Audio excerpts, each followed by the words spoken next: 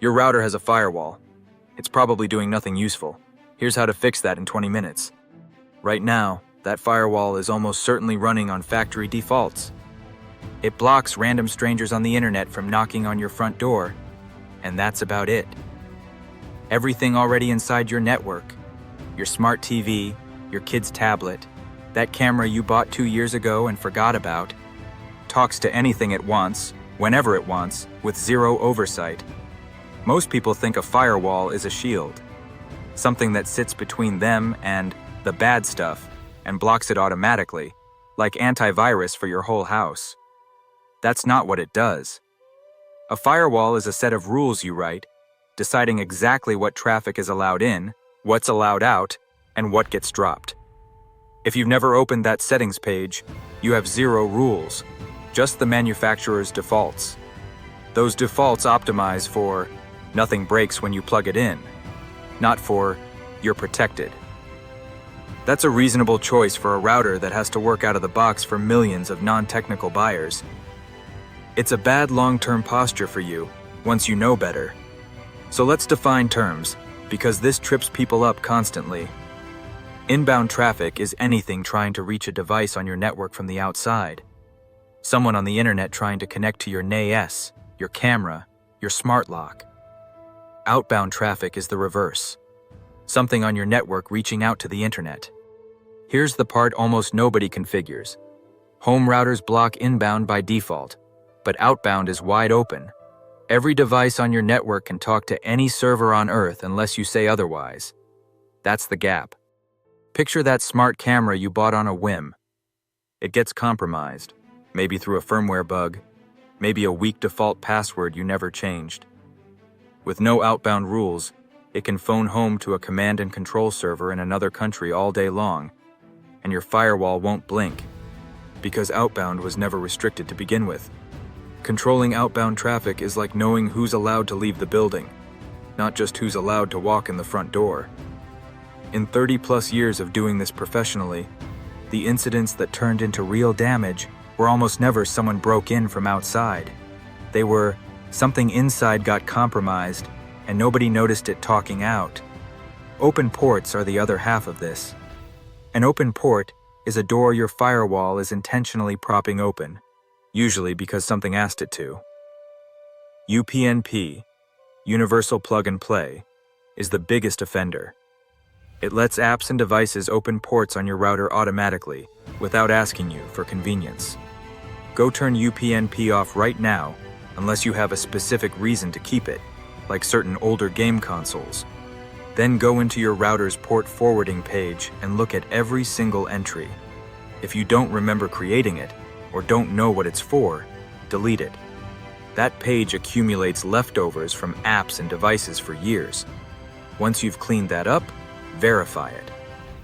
A free tool like GRC's Shields Up will scan your public IP from the outside and tell you what's actually reachable. You want to see stealth or closed across the board, not open on anything you didn't deliberately configure. This is also where most home networks quietly fail. IoT devices. Your smart plugs, cameras, thermostats, and speakers usually sit on the exact same flat network as your laptop, your phone, and any shared drives you have.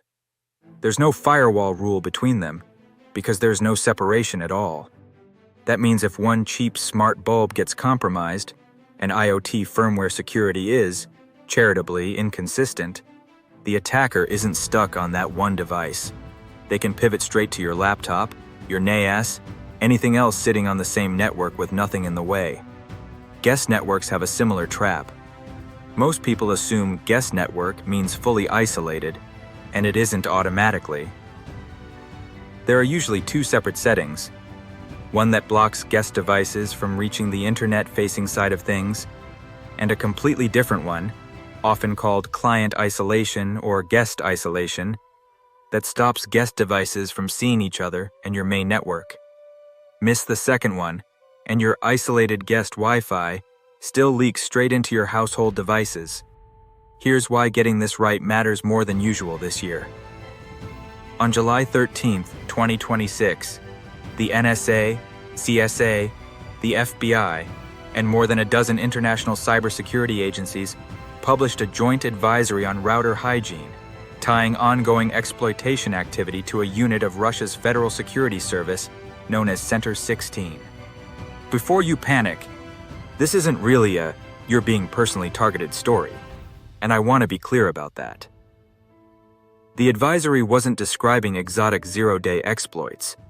It described attackers scanning the internet for routers with unpatched firmware, default or weak admin credentials, and management interfaces exposed directly to the internet, then walking in through the front door because nobody locked it. That's the useful part for you. Every one of those weaknesses is exactly what a properly configured firewall and some basic hygiene closes. Update your firmware, change default credentials, and critically, make sure your router's admin interface isn't reachable from the internet at all.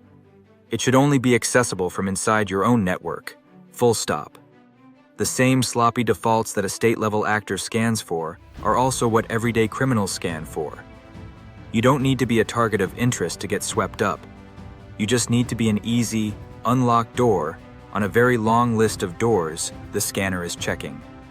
Let's put this into practice on hardware a lot of you already have. The Ubiquiti UCG Max, which I reviewed on this channel a few weeks back. Open the Unify Network app and head to Settings, then Security. Depending on your firmware version, you'll see either Traffic Rules, which is the simplified mode, or the full Firewall Rules table under Advanced Settings.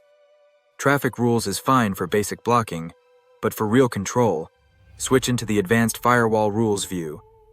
This gives you the same LAN in, LAN out, WAN in, WAN out rule structure that enterprise firewalls have used for decades, just with a friendlier interface wrapped around it.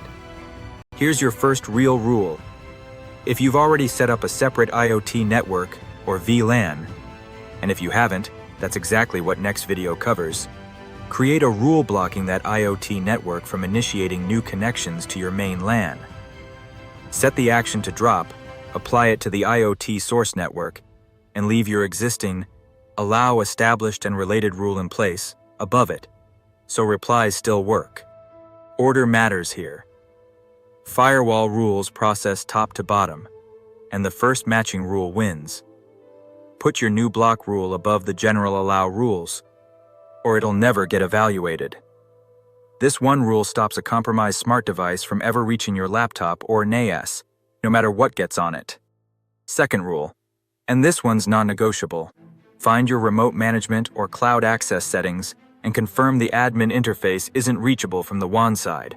On the UCG Max, that's under Settings, System, and Advanced Remote Access. If you need remote admin access, do it through a VPN back into your own network, never by exposing the interface directly to the internet. While you're building these rules, turn on logging for them temporarily. Generate some traffic from the device you're restricting, and check the logs to confirm the rule is actually catching what you expect. It takes 2 minutes and saves you from the classic mistake of assuming a rule works when it's silently doing nothing. So here's your 20 minutes, start to finish. Turn off UPnP, delete every port forward you don't recognize, and confirm your admin interface isn't exposed to the WAN. 3 changes, and you've already closed the exact gaps that advisory called out. If you've got a spare 30 on top of that, add the isolation rule between IoT and your main devices, and double-check that guest isolation toggle is actually on, not just the guest network toggle. Those 4 moves take you from default and hoping to an actual, intentional rule set. Everything we covered today lives on one flat network with better rules drawn around it. The real upgrade, actually separating IoT, guests, and your trusted devices onto their own segments so a compromise on one can't even see the others, is VLANs, and that's the entire subject of next week's video. Drop your router model in the comments and tell me whether you found an open port or forgotten rule going through this. If this saved you 20 minutes of Googling, subscribe. I break down exactly this kind of practical setup every week. No fluff, no fear-mongering, just what actually works. Thanks for watching. Stay secure out there.